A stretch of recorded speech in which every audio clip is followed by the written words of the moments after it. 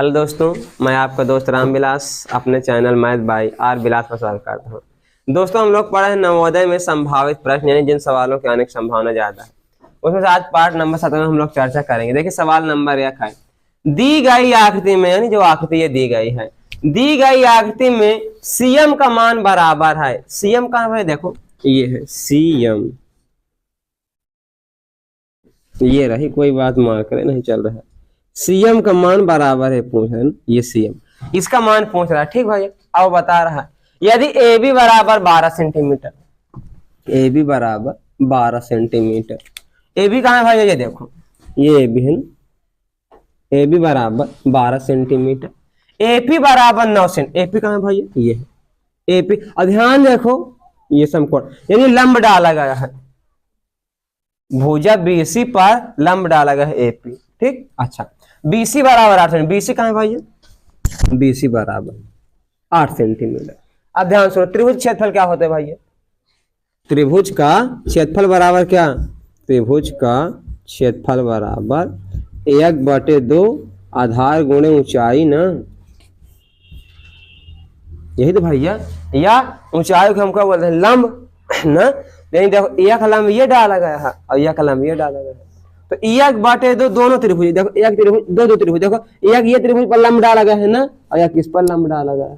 तो ध्यान देखो, पहले इसको देखा जाए, ये इस त्रिभुज क्षेत्रफल, तो 1/2 आधार, आधार कितना है भाई? ये है ना, यही तो आधार है, तो गुणे 12 गुणे लंब, यानी जो लंब डाला गया है, लंब कितना है? सीएम, और सीएम को पता करना है।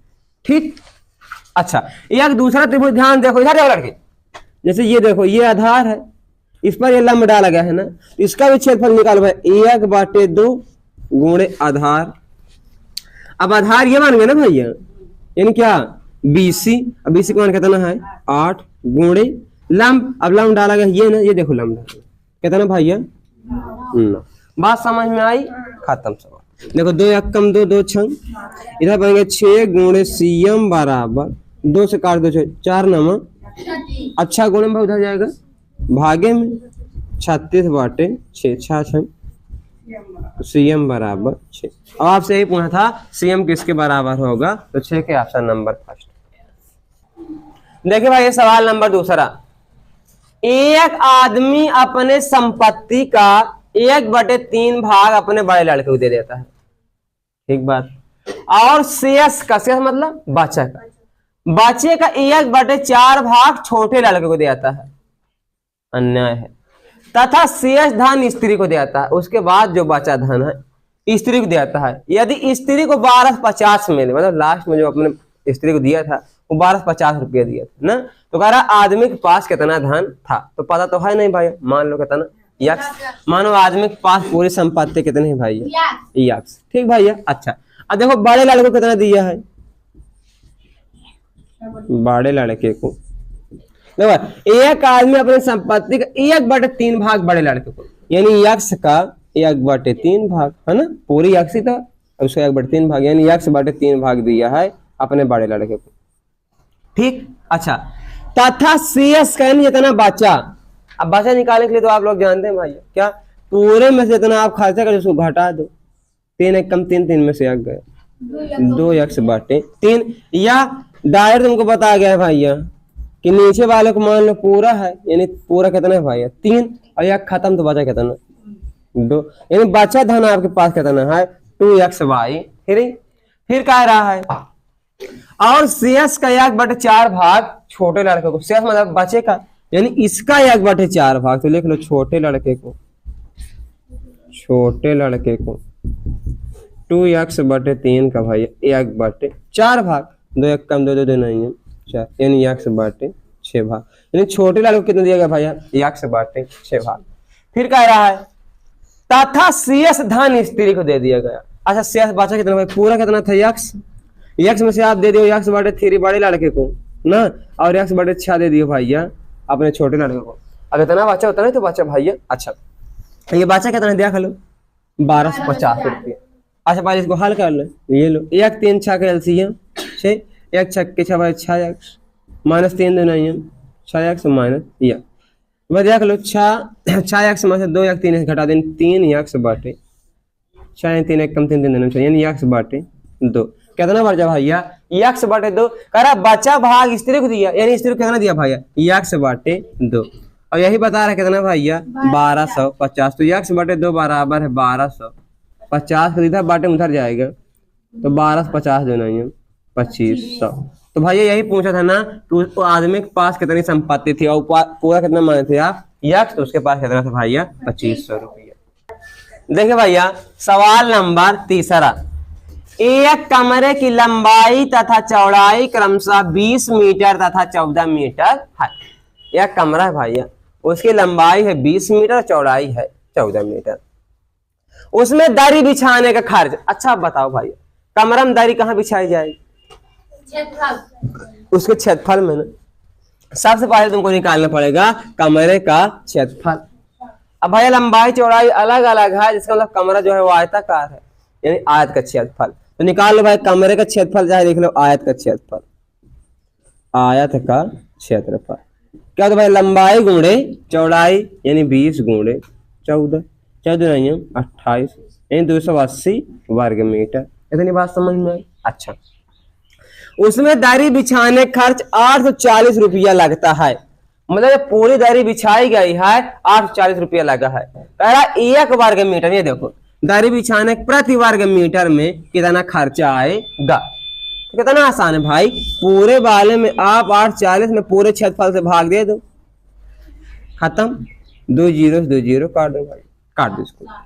7 एकम 7 7 2 नहीं 14 7 चौक 28 4 3 12 यानी 1 वर्ग मीटर में उसको लगा है 3 रुपया। तो कितना आंसर आपका आ जाएगा 3 रुपये। देखिए भैया सवाल नंबर 4, यदि खंभे का 1/3 भाग पीला, 1/4 भाग लाल और 1/5 भाग नीला रंगा जाए, रंगो, और शेष भाग सफेद है।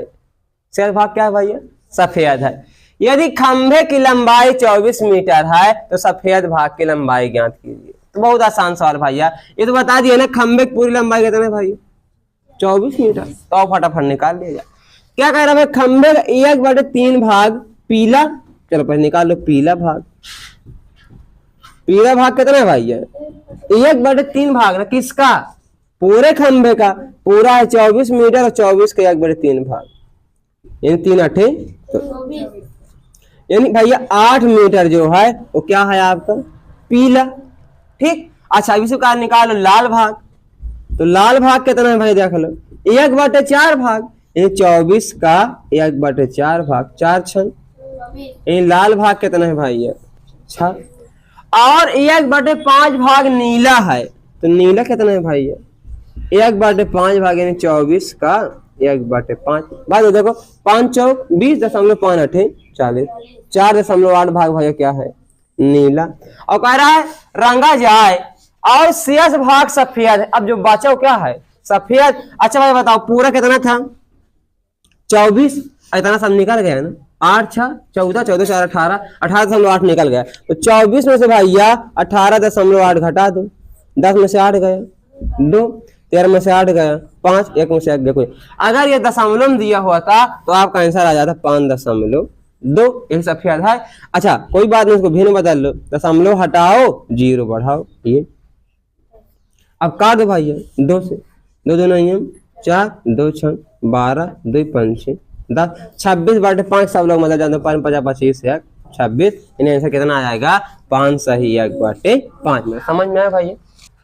देखिए भैया सवाल नंबर 5, 11 इकाइयां 11 दहाइयां 11 सैकड़े बराबर हैं। यदि आपके पास 11 दिख रहा है तो आपको इसीलिए एग्जामिनर जो है आपको परीक्षा लेने वाला पहले ऑप्शन 11 लिख दिया ताकि आप 11 में टिक मारो और 1 नंबर अपना गलत कर दो ना। ध्यान दो क्या लिखा 11 इकाइयां। तो इकाई हम समझते हो ना किसी भी संख्या में 1 से गुणा करेंगे तो इकाई निकलेगी, यानी इसको लिखना पड़ेगा 11 गुणे 1 बराबर कितना 11। फिर 11 दहाइयां, दहाइयां में भैया गुणे 10 यानी 11 दहाइयां 110।